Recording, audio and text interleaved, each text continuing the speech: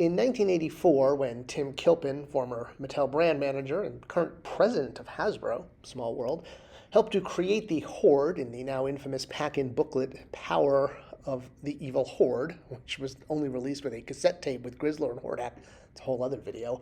But it brought forth new characters, new blood to the Masters of the Universe brand, and while the original Horde line included characters with the human buck, like Hordak, as we got farther in, we got characters, well, that you really could create your own buck or create kind of anything you want. You could even create things that maybe go a tad too far. And we've already covered the tale of Modulok and all of the fun that that incurs. But there's another character that was a mix and match part build-up, which was Multibot. And his relationship to Modulok is, well, very closely knit, you could say. So Multibot was released in the vintage line in a box, much like Modulok was, which was very different than all of the other figures released on blister cards. We did pay homage to that in the Classics line by following suit and offering both Modulok and Multibot in a closed box with illustrations of the different possible combinations, or at least some of the optional combinations scattered around him. I remember design and the graphic department being really excited because they didn't get to create that much original Motu art. Now, as far as tackling Multibot in the Classics line, there was several different versions that could have been looked at for influence. You had the original prototype, which was also clearly something that influenced the animated and mini-comic version. But it is interesting how both of these versions, while unique for their designs and measure, don't look like the actual toy. I mean, they've both stood the, if you will, as an original design that could absolutely be toyetic into itself. I mean, it'd be great to get a, Club Grayskull version of Multibot in his animated look, where apparently he's also a Transformer. Sure, why not?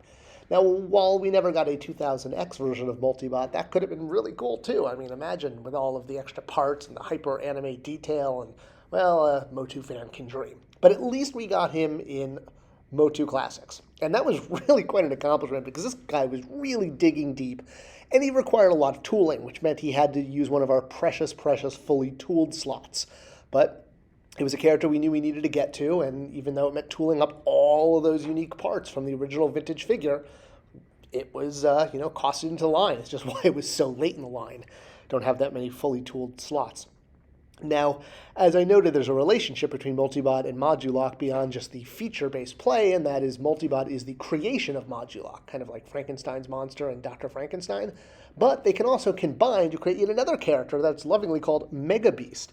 This is actually directly from the vintage line, where it was called out on Multibot's packaging that you could combine both figures together, and on the cross-sell poster for 1987 that featured Eternia, there he is, Mega Beast, Multibot, and Modulok combined.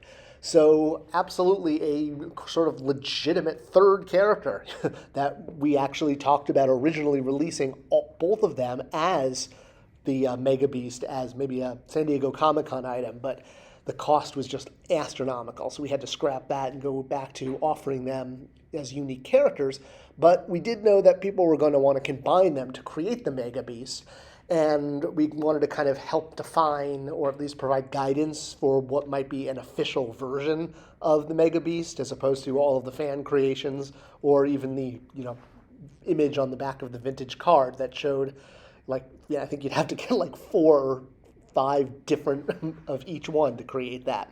So our goal was to present one that could be created with just buying one of each. Unfortunately, we fell short of that because we needed more of those square bricks used to hold the arms there. And we fell, I think, one short, which means you would have had to buy 2 Multibots, which I felt really bad about because I wanted you to be able to create an Mega Beast. I used to call him Ultra Beast, Mega Beast, with just one of each. But this is actually not the piece. This is the chest torso. It was the block kind of piece that's used either for the midsection or in the Ultra or in the Mega Beast. We used it for the arm attachment.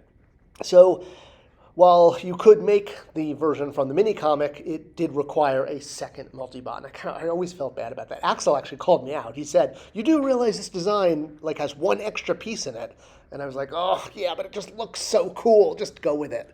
So we did talk about it. We absolutely addressed that. All right, well, at least now you could get a Multibot that was highly posable, and if you wanted to break him out into two separate characters, you could, because unlike Modulok, he came with two torsos, which, meant two actual unique characters.